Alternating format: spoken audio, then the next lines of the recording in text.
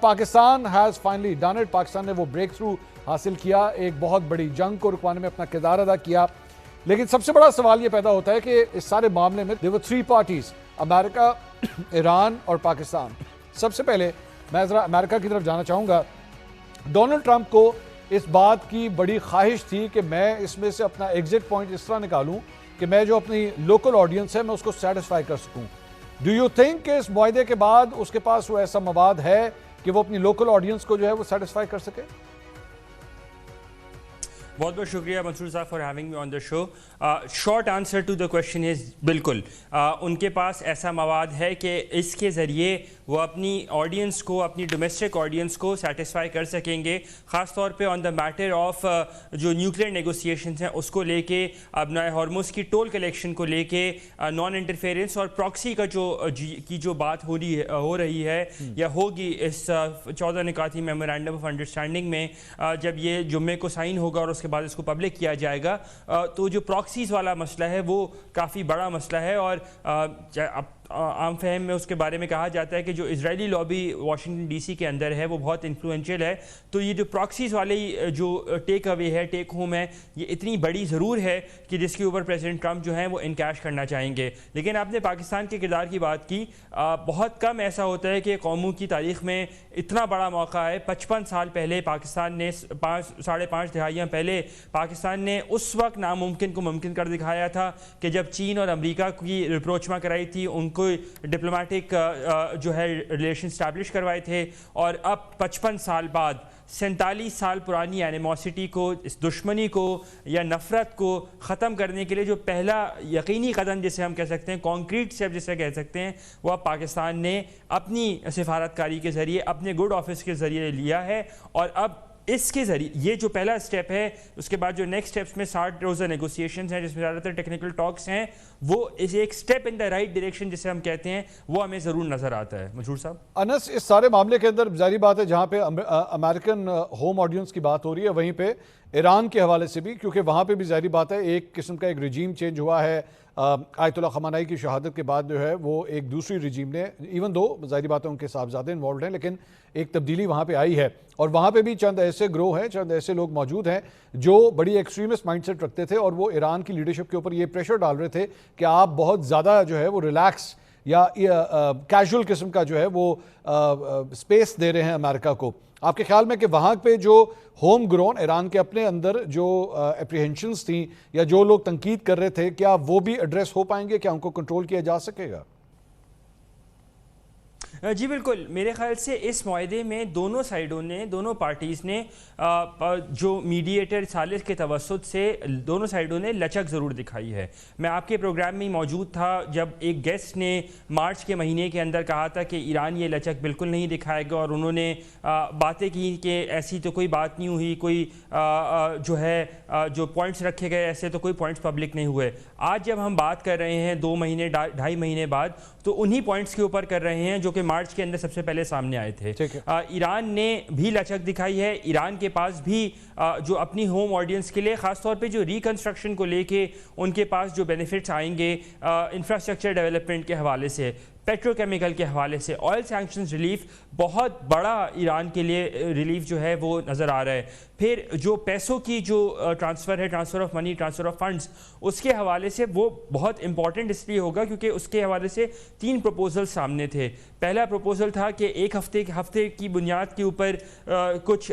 پیسے جو ہیں وہ ٹرانسفر کیے جائیں. دوسرا پروپوزل یہ تھا کہ فورٹ نائٹلی گویا ہر 15 روز کی بنیاد کے اوپر کچھ پیسے ٹرانسفر کیے جائیں. تیسرا پروپوزل تھا کہ جی ہر 10 روز کی بنیاد کے اوپر. اب اس کے باوجود اگر امریکی سائیڈ نے اگری کیا ہے کہ جی پہلے پیسے ریلیز کر دیے جائیں, چاہے ڈائریکٹلی ریلیز کیے جائیں یا وایا قطر ریلیز کیے جائیں, تو دونوں سائیڈوں نے اپنی لچک دکھائی ہے, اور دونوں سائیڈوں کے پاس اپنی آڈینس کے لیے جو جیت کا جو ایک عنصر ہے وہ کلیم کرنے کے لیے, یا فیس سیور جو ہے وہ کلیم کرنے کے لیے کافی کچھ مواد موجود ہے اس پورے امن معاہدے میں. لیکن let's pick up a neutral view on this. مطلب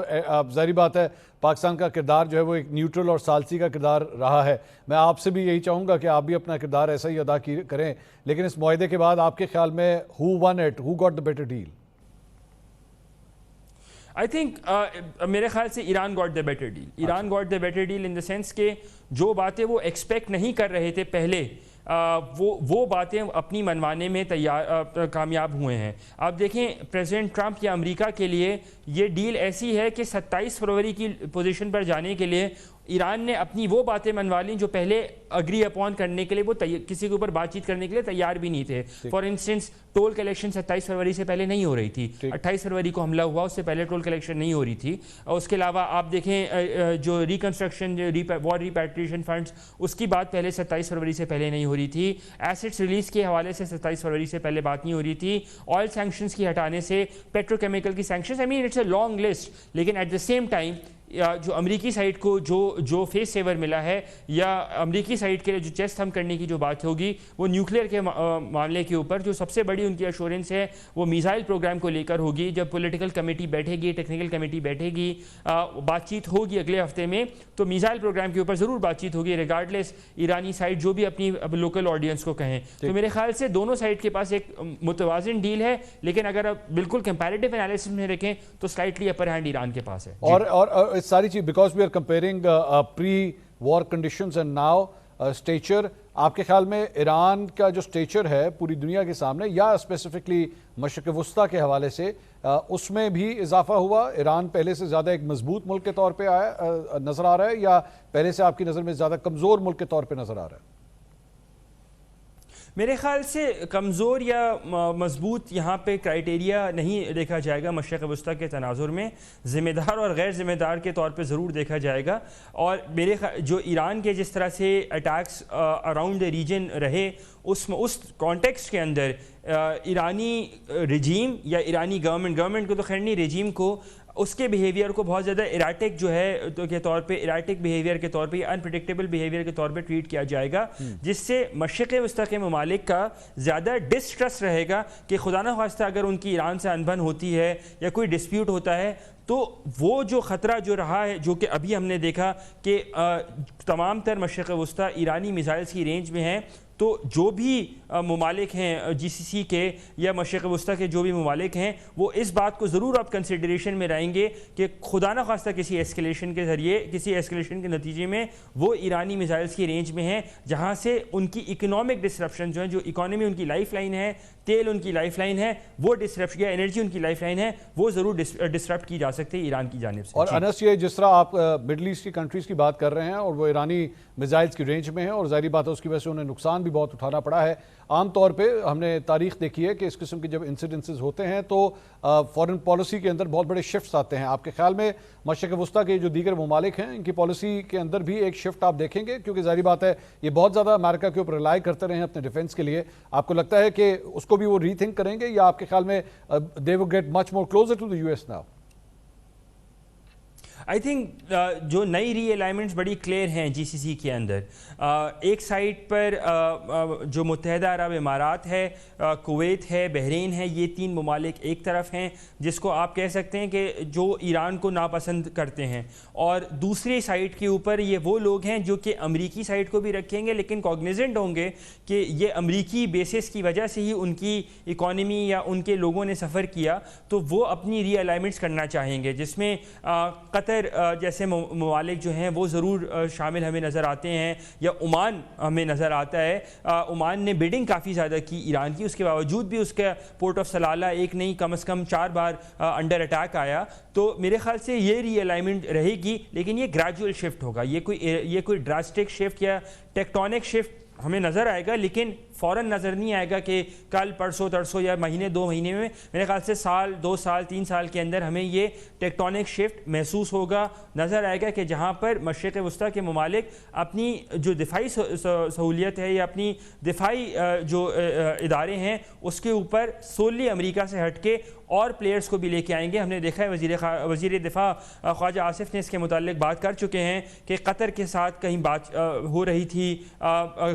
ڈیفنس ایگریمنٹ کے, جیسے سعودی عرب کے ساتھ ہے, اس میں ٹرکی بھی آنا چاہتا ہے. تو